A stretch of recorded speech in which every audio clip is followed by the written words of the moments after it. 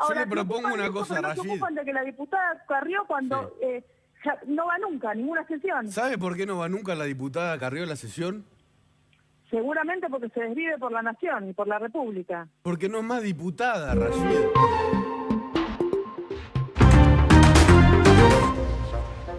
Buen día, amigos, bienvenidos nuevamente con la simbología del barbijo. Antes nos lo sacábamos, ahora nos lo ponemos.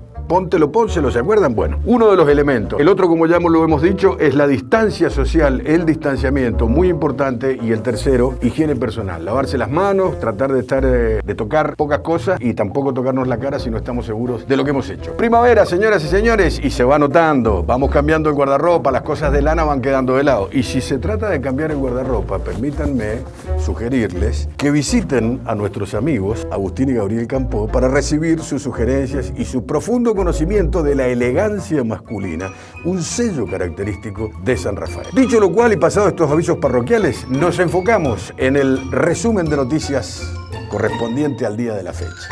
Se ha desatado una especie de debate que obliga a plantearlo de maneras muy, ¿cómo decirlo?, significativas. Una frase característica como decir, ¿en serio estamos discutiendo esto? Meritocracia. La cuestión de si en realidad el mérito es la herramienta para sobreponernos de nuestra adversidad o tenemos que esperar que alguien, particularmente el Estado, venga a ayudarnos en esta situación. Hay otra palabra que aparece en juego con esto y que sería el otro costado de la controversia por la meritocracia, que sería esta palabra rara pero muy significativa que es resiliencia.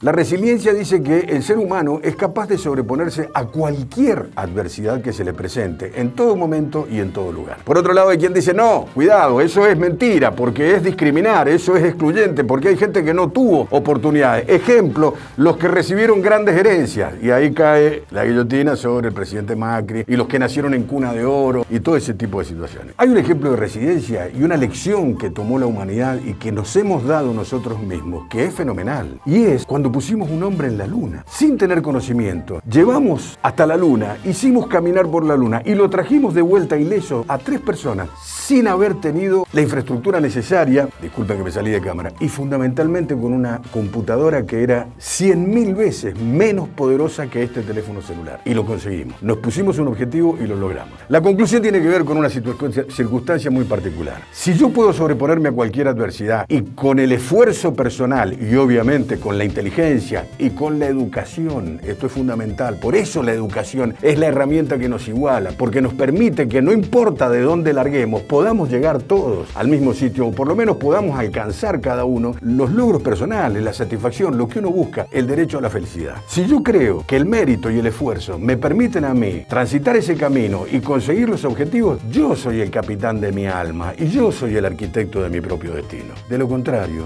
tengo que poner mi destino en manos de otros y esperar que se decidan a hacer algo para ayudar. Yo no hago promesas irresponsables. En esta campaña, de lo que tenemos que hablar es de cómo vamos a poner de pie a la Argentina. Tranquilidad por parte de él. Recuerda que están los micrófonos prendidos, sí, ¿no? Que les avisen, ¿eh? Voy a empezar a zarasear, dijo el ministro Martín Guzmán.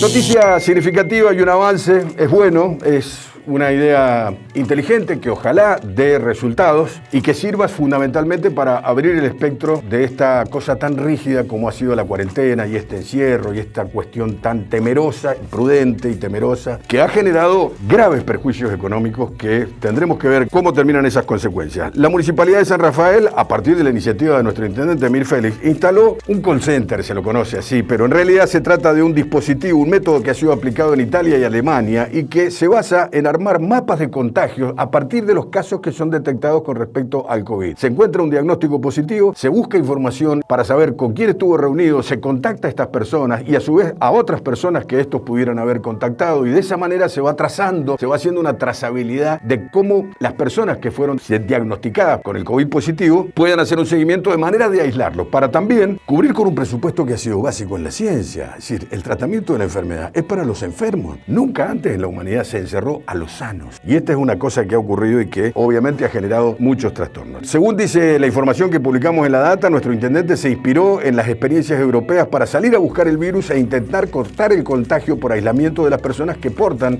el SARS-CoV-2, así se llama el COVID que tenemos, la denominación técnica, y advierte que con estas herramientas que cuenta puede hacerse un seguimiento con una estrategia proactiva que permita desacelerar la curva de crecimiento en la que estamos inmersos. Cuando la mayoría de los países del mundo ya vieron una caída y empiezan a ver la segunda subida en el incremento de los casos hacia una segunda cresta, nosotros todavía no alcanzamos a ver la cresta de la primera en la Argentina después de 6 meses de encierro. Ojalá este call center, este rastreador de casos, sirva para que encontremos rápidamente una salida para esta difícil situación. Una buena noticia. Sabemos que es muy difícil, sabemos que es una pelea que se pierde, pero hay que tratar de perderla por la menor cantidad de goles posible.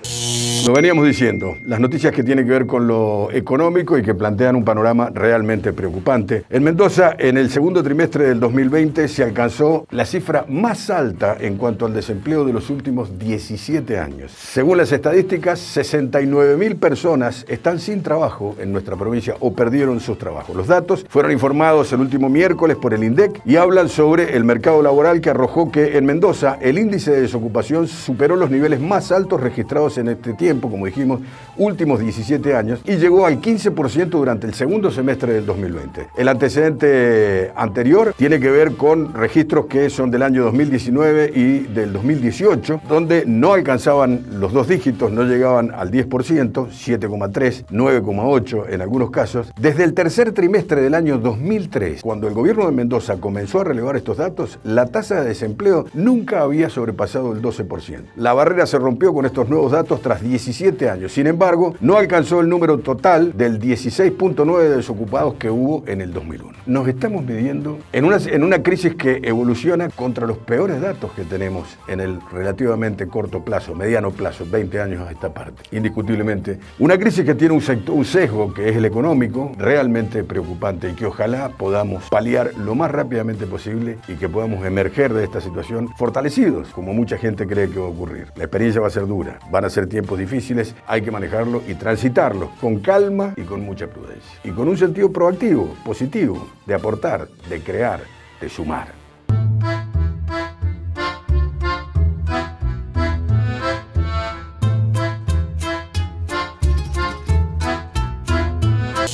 Polémica por la ley de educación y por la iniciativa que se está discutiendo. El director general de escuelas, José Tomás, habló sobre algunos de estos proyectos y citó 2 casos puntuales. Uno que es histórico.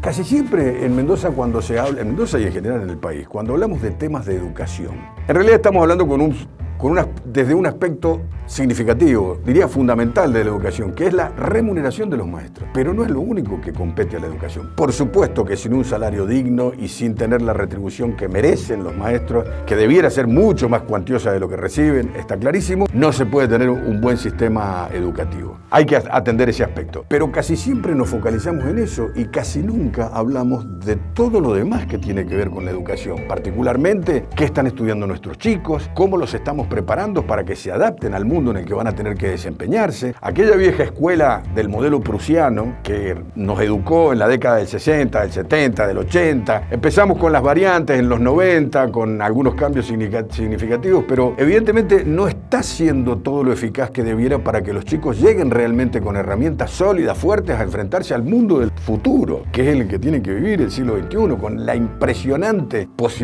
cantidad de posibilidades que da la tecnología actual. Este es uno de los puntos. Pero otra cosa que ha despertado controversia dentro de la discusión es la cuestión de las redes sociales y el rol o el desempeño que pueden tener los maestros y en general la comunidad educativa dentro de las redes sociales y de qué modo esto afecta el contenido de la educación que se está dando. Y otra vez tenemos que volver a ciertos aspectos. Hablábamos de proyecto de ficha limpia, ¿se acuerdan? Decíamos que difícilmente una persona con antecedentes penales, por mínimos que fueran, pueda conseguir trabajo en el sector privado. Pero en el sector público sí, tenemos que garantizarles que lo tengan hasta que no tenga una sentencia sentencia firme. ¿Por qué? ¿Por qué esta diferencia? Bueno, acá hay otra cuestión parecida. Algunos maestros consideran que es controversial y no están de acuerdo en que lo de las redes sociales, porque lo consideran un aspecto particular o privado de su vida, influya en el desempeño o se pueda tener en cuenta en su desempeño docente. Hoy por hoy, en cualquier empresa donde uno va a trabajar o a pedir trabajo, prácticamente ya no existe más el currículum. Directamente le piden su perfil en las redes sociales para analizar qué clase de persona es usted, qué tipo de expresiones tiene. El currículum vitae pasó a ser nuestro perfil de las redes sociales. Si esto rige en el ámbito privado, ¿por qué no en lo público?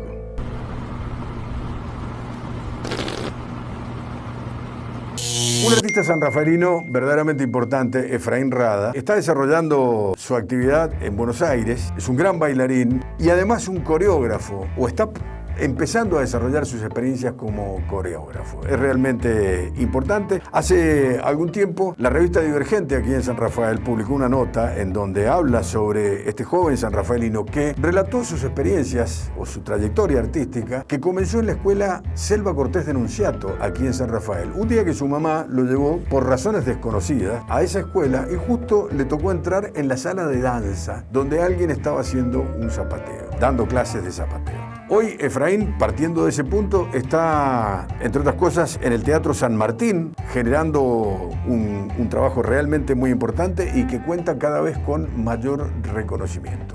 Un gran artista sanrafaelino, con una trayectoria silenciosa como muchísimas otras ocurren en el ámbito justamente de las artes y que nos deja saber que es bueno tener la noticia de que el talento de nuestros jóvenes puede ser conducido con las herramientas y con los canales que tenemos en nuestra comunidad y alcanzar niveles de excelencia realmente notables como los que alcanza Efraín Rada.